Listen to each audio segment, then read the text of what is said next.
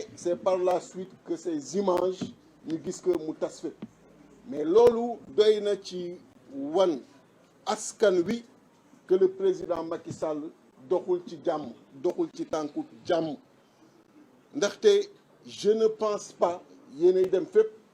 que mos na am benn point de presse bu am siège yu Benno Bokk Yaakaar gendarmerie war fa ñëw taxaw je ne pense pas pourquoi donc ñu war am fii point de presse gendarmerie war ñëw taxaw quadriller fii yëpp yooyu ay provocation yu inutile la parce que ay kilifa ñoo fi nekk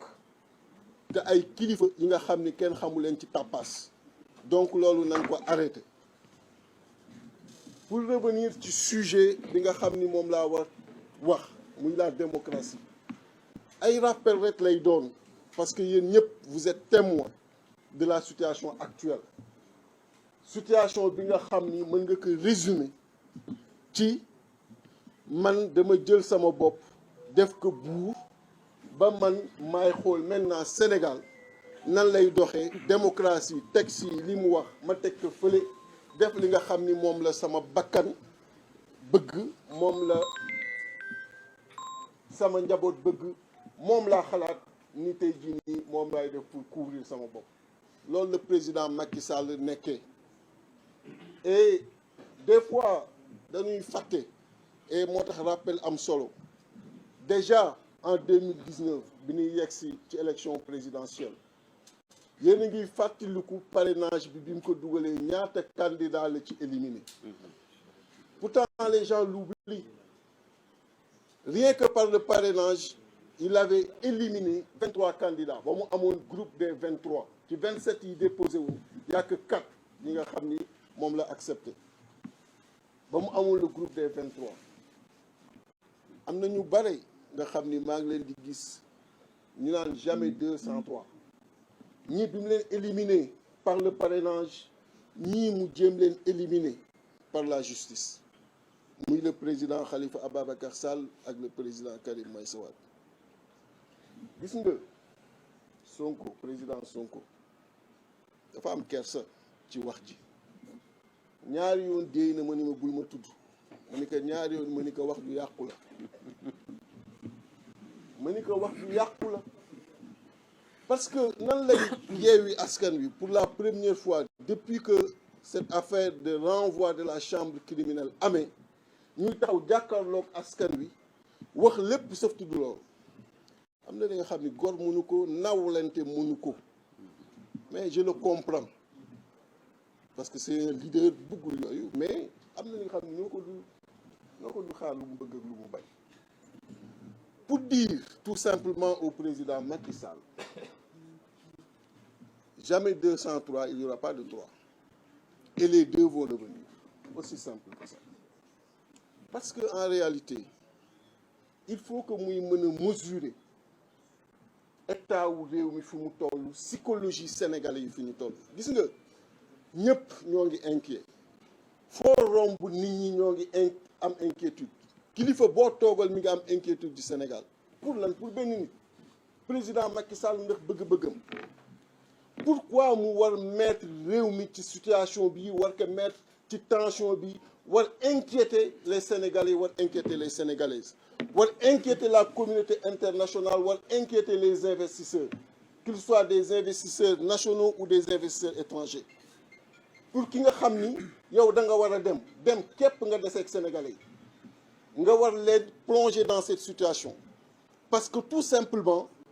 non seulement bëggoo dem ensuite képp ku ni jàpp ni dafa war a dem nga ni kii nii dama koy faagaagal je pense que waxtaan bu jotee wax dëgg da ci am solo mënuñu toog en 2019 mu def loolu nit ñi toog en 2024 nga xam ni une seule porte moo ko dese la porte de sortie pour le maintien de la stabilité et de la paix muy engager encore cette direction de vouloir éliminer un leader politique et li ma bëgg ñu xam ko pourquoi ma ni c'est pas Ousmane parce qu'il s'agit de la démocratie et des libertés ku jàpp ni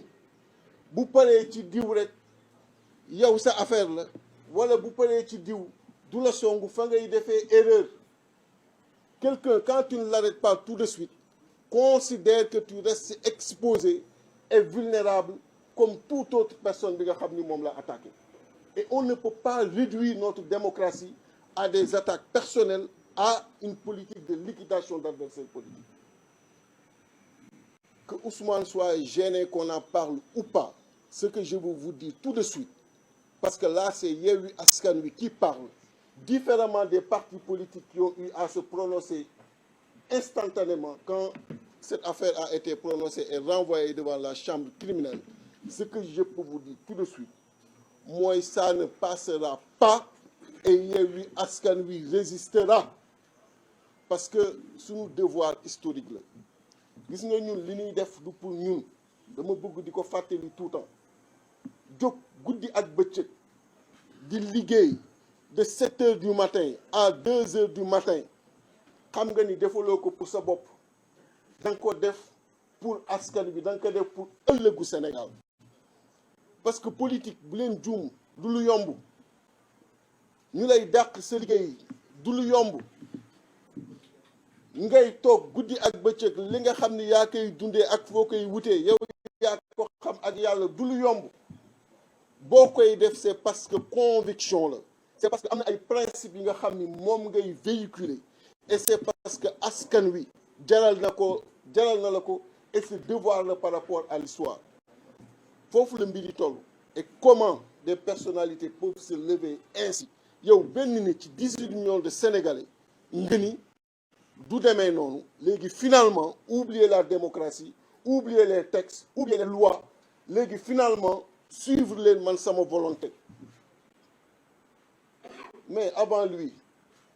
il y avait le président Abdoulaye Wade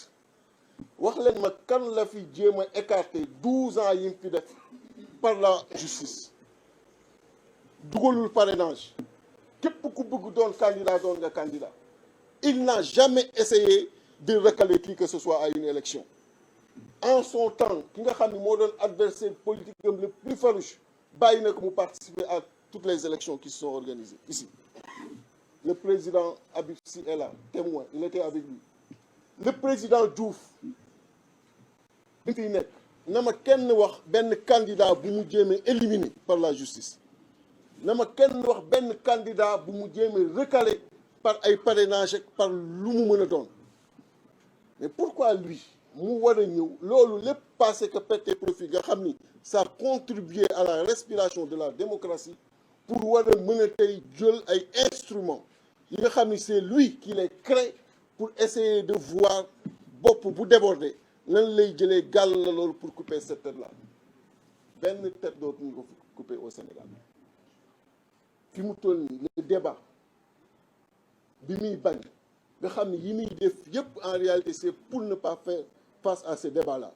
mooy que moom warul bokk te du bokk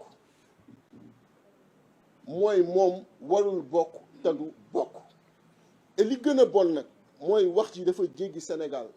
dem ba commencer entacher l'image du pays partout ailleurs am na yi nga xam ni président Ousmane bu jëlee dina ci dellu léegi mais avant même li ngeen gis mu nii ci parlementaire français yi mais am na lu fi xew ay échanges yi nga xam ni ñoom communiqué wuñ ci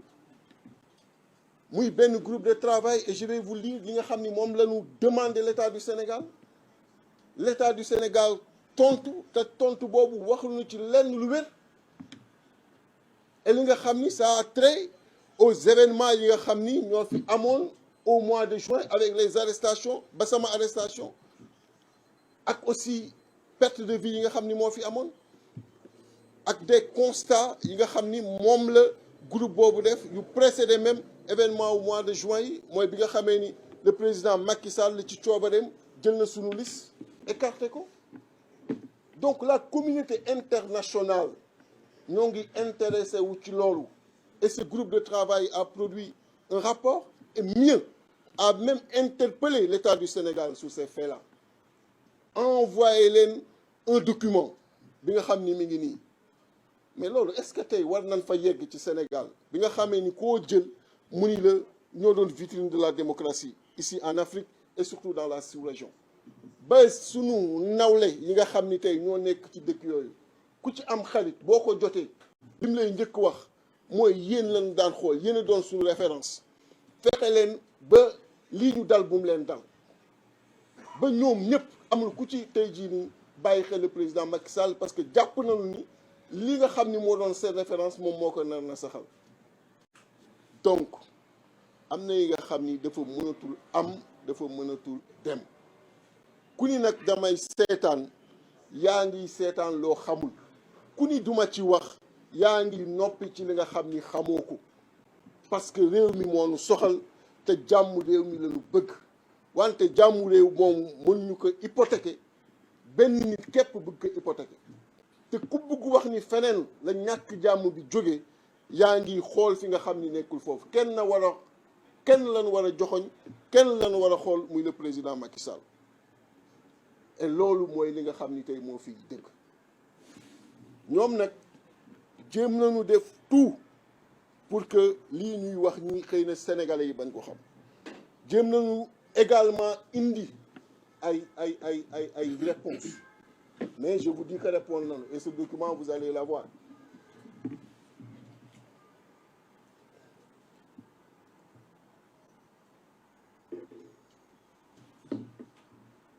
Il s'agit du rapporteur spécial sur le droit de réunion pacifique et la liberté d'association du groupe de travail sur la détention arbitraire et un rapport spécial sur les exécutions extrajudiciaires, sommaires ou arbitraires. C'est ce groupe de travail qui a adressé une correspondance à l'État sénégalais. Parce que ñooñu dafa am yooyu signé ak ñoom ñuy xool est-ce que yaa ngi koy respecté wala respecté woo ko. Et quand aujourd'hui ils disent dans ce même rapport que face à la mort de 4 manifestants, nous réaffirmons que le droit à la vie constitue une arme de jus cogent et de droit international coutumier auquel aucune dérogation n'est autorisée en toutes circonstances, y compris dans les contextes de manifestation.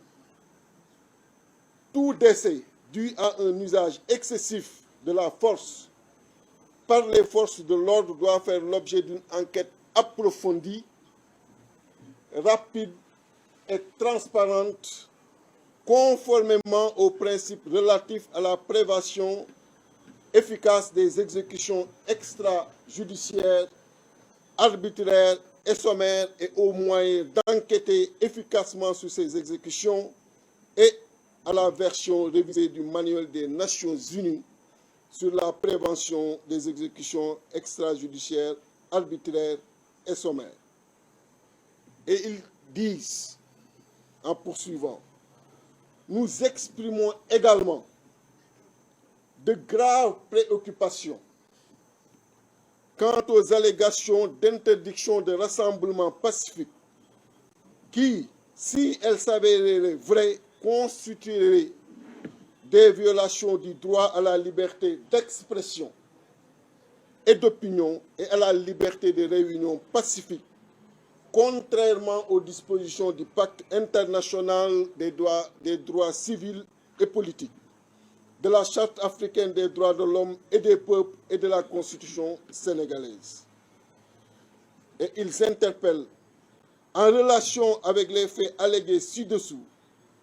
nous vous prions de vous référer à l'annexe ci-jointe qui énonce les textes relatifs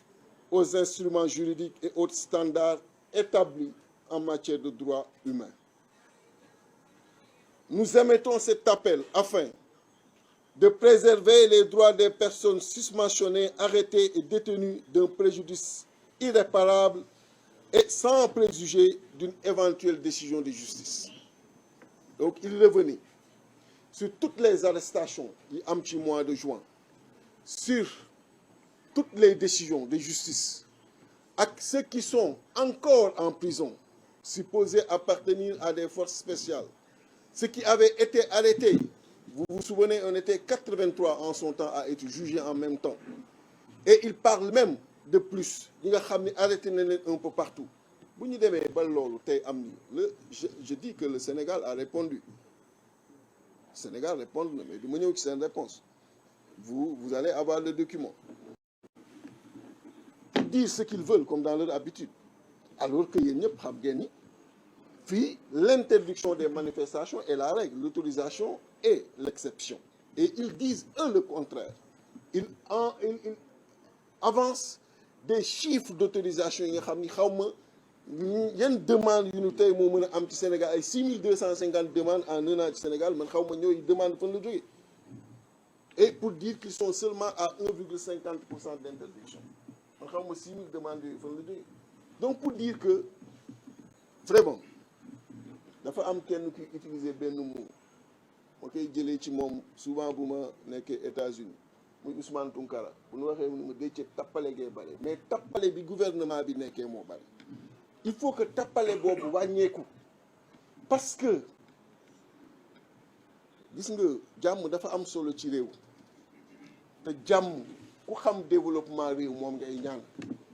te ñi nekk ci table bi loolu rek la ñu bëgg mais Macky Sall na bëgg loolu te noppal boppam te na bëgg Sénégal yi te yërëm Sénégal yi te yërëm boppam mais yoon bi mu jël baaxul na ci génn te yoon bi mu jël adduna bi ñoo ngi koy wax na ci génn. On va vers une élection présidentielle une élection extrêmement sérieuse élection bi nga xam ni day doon un tournant